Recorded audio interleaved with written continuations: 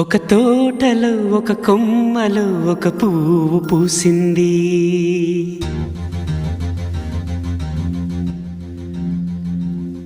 మహారాణిలా మహాలక్ష్మిలా ఆ పువ్వు నవ్వింది.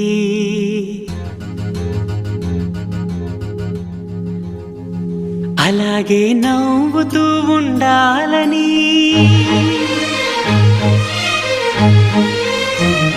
అలాగే నవ్వుతూ ఉండాలని నింగి నేల వాగు వంక చెట్టు చేమ గువగూడు ఆశీర్వదించాయి.